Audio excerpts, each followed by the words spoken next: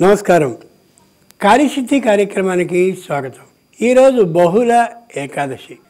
సంవత్సరంలో శుద్ధ ఏకాదశులు 12, బహుళ ఏకాదశులు 12, మొత్తం 24 వస్తే 23 ఏకాదశులు వెళ్ళిపోగా 24వ ఏకాదశి అంటే చిట్ట చివరి ఏకాదశి ఈరోజు వచ్చే బహుళ ఏకాదశి.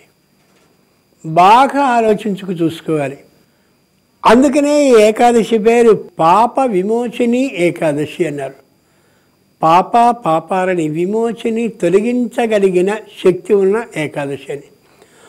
కాబట్టి వేళ ఏకాదశి నాడు విష్ణు సహస్రనామాన్ని ఒకసారి చదివేస్తే అన్ని పాపాలు పొరిగిపోతాయన్నమాట. ఏం అదృష్టమైన ఏకాదశి అనుకోవద్దు. పాపాలు ఏవైతే చేయబడ్డాయో మన చేత ఖచ్చితంగా వాటి ఫలితాన్ని అనుభవించి తీరవలసిందే, ఏమాత్రం అనుమానం లేదు. మరి అటువంటిప్పుడు పాప విమోచని ఏకాదశిని పేరు దేనికి అనుకుంటాం. గొప్ప విషయాన్ని గమనించాలి.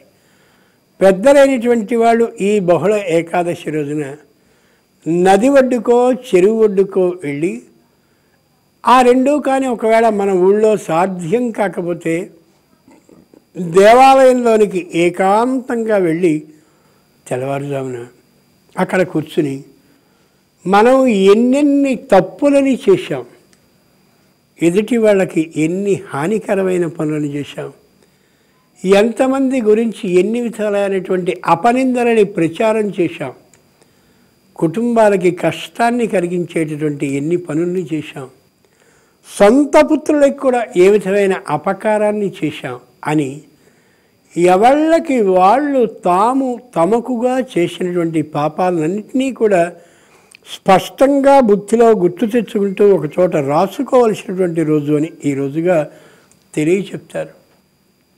మహానుభావులైనటువంటి శ్రీ శ్రీ శ్రీ లక్ష్మణయతీంద్రుల వారు ఈ విశేషాన్ని మనవి చేశారు దాదాపు 45 సంవత్సరాల క్రితం.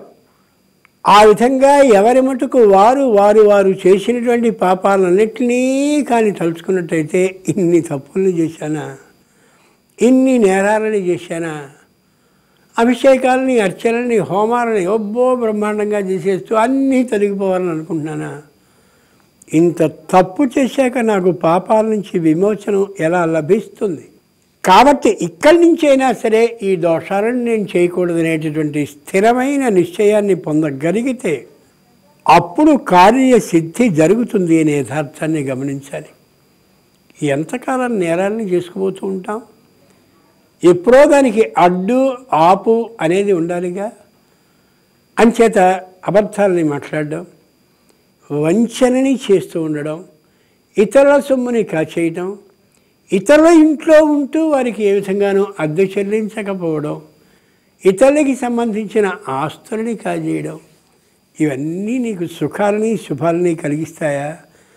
ఈ పనులన్నింటినీ చేసి బ్రహ్మాండంగా వెంకటేశ్వర స్వామికి సంపూర్ణమైనటువంటి వస్త్రాలని సమర్పించినట్టయితే ఆయన ఆనందపడి అనేకమైనటువంటి వరాలని గుప్పించాడు. ఇంత నేరాన్ని చేసి ఎందుకు రాయివి చేస్తున్నామని దుఃఖిస్తాడు తప్ప ఆనందపడడు. గమనించి చూడాలి. కాబట్టి చేసినటువంటి తప్పులకి ప్రాయశ్చిత్తంగా ఇక్కడి నుంచి ఈ పాపాలను నేను చెయ్యను అని దైవం ముందు కూర్చుని, లేదా ఆ పవిత్రమైనటువంటి నదీ జలాల ముందు కూర్చుని, లేదా చెరువు ముందు కూర్చుని అలా జలసాక్షిగా, జలం అంటే నారాయణుడు కాబట్టి నారాయణ సాక్షిగా కానీ ఆ విధమైన ప్రతిజ్ఞని చేసుకున్నట్టయితే హృదయపూర్వకంగా తప్పక కార్యసిద్ధి అయి తీరుతుంది. గమనించుకోగలగాలి. స్వస్తి.